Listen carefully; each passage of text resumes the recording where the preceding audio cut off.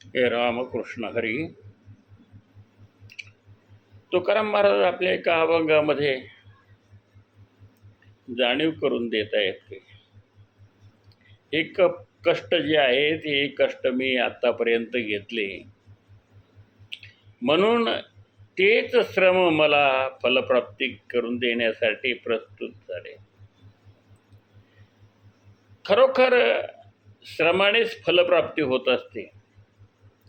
अशा पद्धतीने जगद्गुरु संत तुकोबरायांनी साधना आणि साधनेची फलश्रुती काय हे या अभंगातून आपणाला तुकोबराय सांगत आहेत.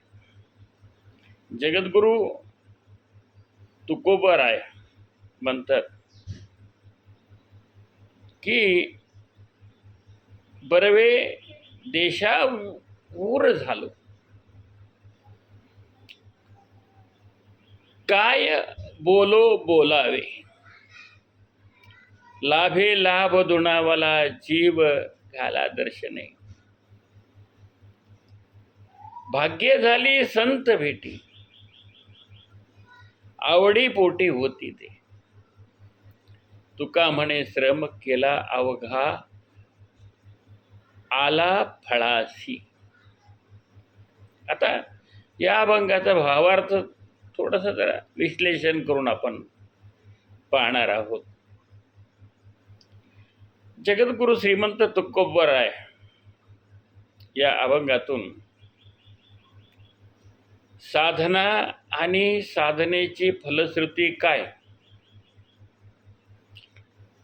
याचं वर्णन अगदी सोप्या भाषेमध्ये आपणाला सांगत आहेत. भगवंताच्या प्राप्तीचा भाव अंतःकरणात ठेवून देशाटन म्हणजेच स्वतःचा देश प्रांत भाग सोडून अन्य स्थानाकडे पदार्पण करण्यासाठी निघालो. तर त्याचा परिणाम काय झाला, तर माझ्या जीवनामध्ये विलक्षण असणारी फलश्रुती मला प्राप्त झाली. महाराज म्हणतात किती फलश्रुती वर्णन करून सांगण्यासाठी माझे शब्द कमी आहेत. ते वर्णन करण्यासाठी माझ्याकडे शब्द नाही. जे मला प्राप्त झाले ते या बोलाने काय वर्णन करून तुम्हाला सांगावं. बरवे देशाऊर झालो, बोले बोलावे. काय बोले बोलावे. बरवे देशाऊर झालो, काय बोले बोलावे. भगवंताच्या प्राप्तीसाठी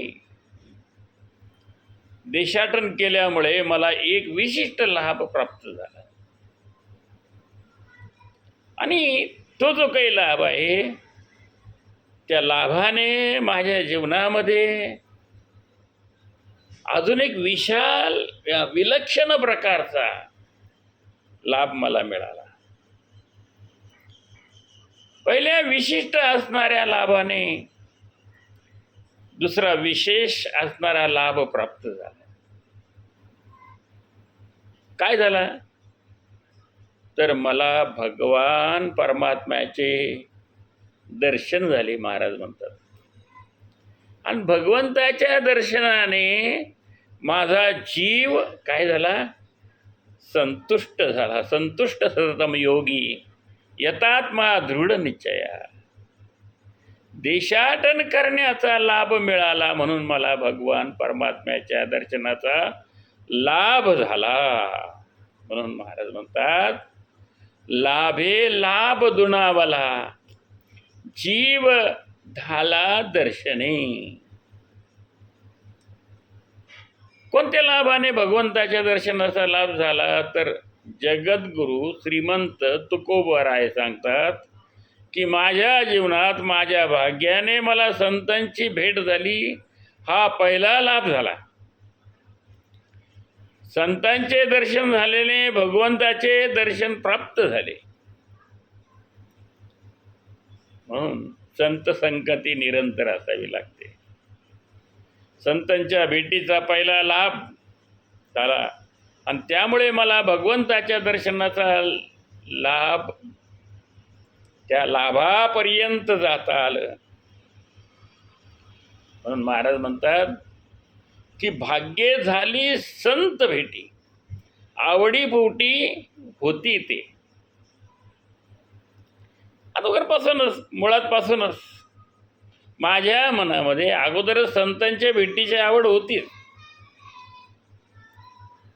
ते संत मला कुठे भेटतील माहीत नाही, पण तरी भाग्य उदयाला येऊन मला संतांची भेट झाली.